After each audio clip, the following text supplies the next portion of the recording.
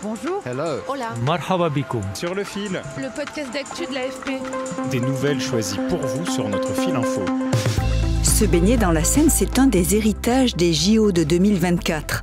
Après avoir accueilli les épreuves de triathlon et de nage en eau libre, le fleuve accueille enfin les Parisiens sur 3 sites, Bercy, Bras-Marie et Grenelle. Paris a ainsi rejoint la liste de plus en plus longue des grandes villes européennes qui ont autorisé et encadré la baignade en centre-ville.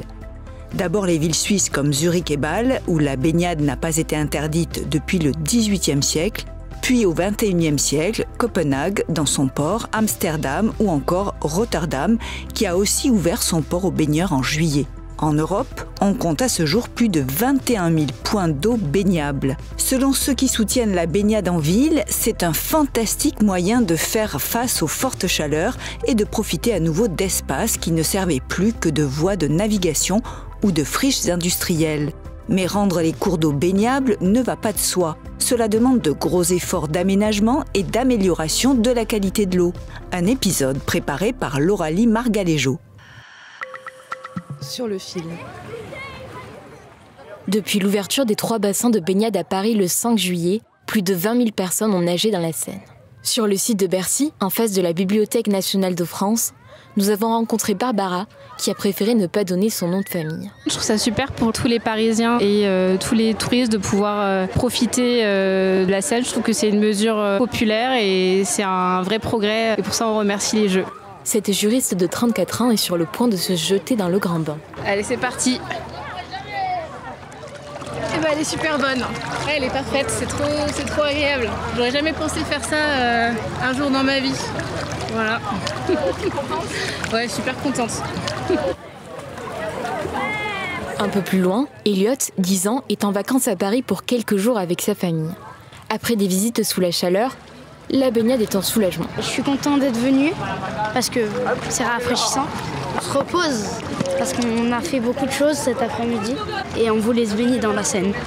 Adèle Petitot en est-elle à sa 2e baignade. Cet ingénieur de 26 ans est ravi de renouer avec les plaisirs de la baignade en ville. J'ai vécu 2 ans à Copenhague et ça m'a fait trop plaisir de me baigner dans la ville de nouveau. Et l'installation est vraiment super. Pouvoir faire un plouf en sortant du boulot ou le matin ou n'importe, dès qu'il fait beau, c'est vraiment le top.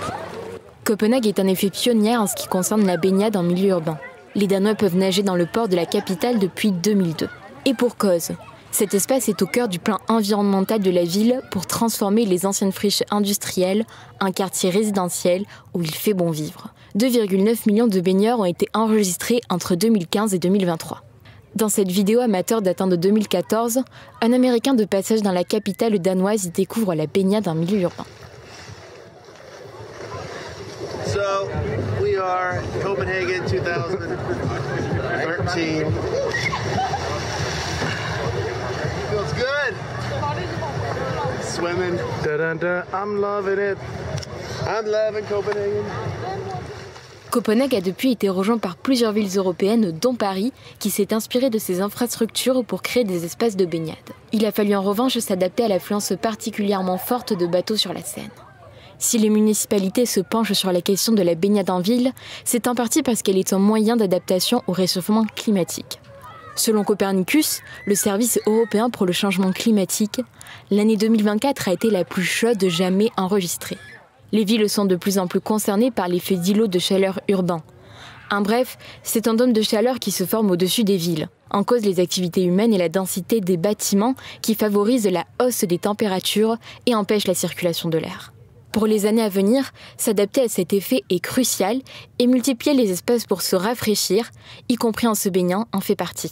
Et si la baignade arrive en ville, c'est aussi grâce à des mouvements citoyens. La géographe Gabrielle Rouillet-Kiello nous explique. Il y a les personnes qui ont grandi, par exemple, dans des villes côtières ou dans des villes où la baignade est autorisée, ou alors des personnes qui se sont rendues en tant que touristes ou en tant qu'étudiants, par exemple, durant des séjours Erasmus, dans des villes où cette baignade est possible, notamment en Suisse, à Amsterdam, à Copenhague, qui ont pu prendre plaisir à pouvoir se baigner à proximité de leur lieu de vie, qui ont eu l'envie, une fois rentrés dans leur ville d'origine ou en s'installant dans des villes où ces sites de baignade n'existent pas, de réclamer que cette expérience puisse être transposée dans ces lieux. On voit que l'expérience ambiance récréative, joyeuse autour de la baignade qu'ont connu ces citoyens est importante dans leur mobilisation actuelle pour ce retour à la baignade.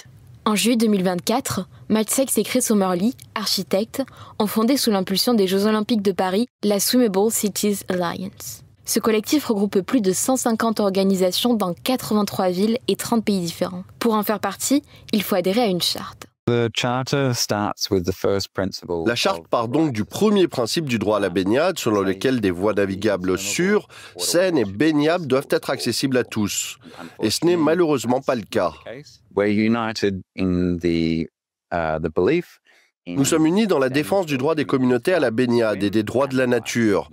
Nous pensons donc que des voies navigables saines sont bénéfiques pour les humains, mais aussi pour la nature. C'est pourquoi nous avons lancé toutes sortes d'initiatives, qu'il s'agisse d'événements saisonniers ou de plaidoyer auprès d'organismes internationaux tels que les Nations Unies. La dernière initiative de l'Alliance est l'organisation du premier sommet des villes baignables qui s'est tenu à Rotterdam en juin. Les participants ont pu se baigner dans le port nettoyé et aménagé pour la baignade qui a ouvert en juillet 2024. Pour le spectacle d'ouverture, qui faisait partie de l'événement de Rotterdam, il y avait 200 personnes venues du monde entier. Et tous ensemble, nous avons organisé ce saut dans l'eau.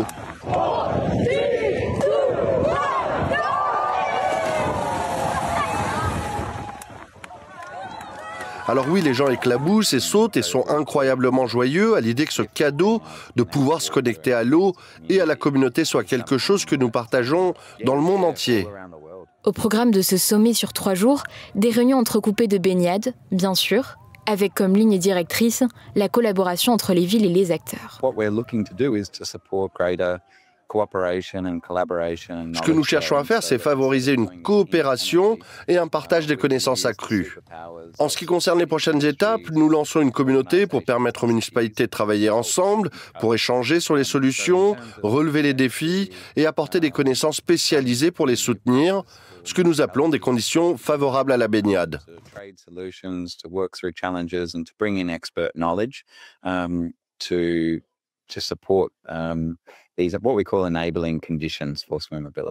Et des défis, il y en a. Rendre les cours d'eau urbains baignables est très coûteux et implique des négociations avec les pouvoirs publics, les spécialistes des réseaux d'assainissement, les compagnies de bateliers qui empruntent les fleuves ou encore les secteurs d'activité autour des cours d'eau. C'est notamment le cas à Berlin, aux abords de l'île au musée, là où coule la rivière Spree. Ce site, il s'inscrit géographiquement dans une zone très importante d'un point de vue patrimonial et touristique pour Berlin, puisqu'il est à proximité directe de l'île au musée, qui est classée au patrimoine mondial de l'UNESCO. Et donc, il y avait aussi un conflit avec les autorités en charge de ce patrimoine qui voyaient d'un mauvais œil l'arrivée potentielle d'aménagements associés au site de baignade, les cabines, les douches, et puis aussi, même si c'était pas forcément dit de façon très ouverte, mais il y avait aussi une réticence à voir arriver des corps dénudés ou un caractère plus festif des usages sur les berges. Mis à part les conflits d'usage, s'il y a bien un élément déterminant, c'est la qualité de l'eau. Et ça, la mairie de Paris le sait bien. Pour éviter que les réseaux d'assainissement de la capitale ne débordent en cas de forte pluie, des investissements importants ont été faits. Un plan d'investissement de 1,4 milliard d'euros a été mis en place pour rendre la Seine baignable. La ville de Paris a conçu un grand bassin de rétention d'eau près d'Austerlitz pour éviter les débordements quand il pleut. La ville a aussi traqué et corrigé des milliers de branchements sanitaires non conformes. La baignade reste malgré tout conditionnée par des contrôles de qualité de l'eau quotidiens. Comme à la plage, un système de drapeaux colorés indique si les conditions sont favorables ou non. Lorsque la qualité de l'eau est mauvaise, un drapeau rouge se hisse sur les sites pour signaler l'interdiction de baignade. Le paramètre de la qualité de l'eau était pourtant encore peu connu des riverains en 2021, au moment où Gabriel Boulot et Gaël Rouillet-Kiello ont mené leur étude. C'est effectivement, d'un point de vue de la qualité, le principal problème pour une baignade, c'est qu'on risque d'avoir des eaux usées qui ont été en contact avec des matières fécales qui arrivent dans la rivière et donc potentiellement qui transmettent des maladies. Et donc ça, ce point-là, c'était vraiment très peu connu et c'est ce sur quoi les pouvoirs publics ont le plus investi pour rendre la Seine baignade. Selon la mairie de Paris, il était important d'expliquer ce qui avait été fait pour rassurer les Parisiens quant à la qualité de l'eau. Pierre Rabadan, adjoint en charge du sport et des Jeux Olympiques et Paralympiques, nous explique. L'un des baromètres qu'on a beaucoup utilisé et qui était assez parlant, c'était dans les années 80-90, il y avait 3 ou 4 sortes de poissons différents qui étaient relevés dans la Seine. Aujourd'hui, on en a plus de 35. Je pense que les gens comprennent que plus il y a de poissons, plus ça signifie que la qualité de l'eau est favorable au développement de la faune et de la flore, et donc que ça traduit quelque part une amélioration de la qualité de l'eau. De là à se baigner, évidemment, il y a encore un step. C'est pour ça que la maire de Paris, et moi-même et d'autres personnes, Tony Estanguet, le préfet de la région Île-de-France et tout ça, on a aussi souhaité montrer l'exemple et nous-mêmes nous baigner en 2023 pour moi et en 2024 pour la maire et pour Tony Estanguet, pour montrer que c'était pas juste une lubie.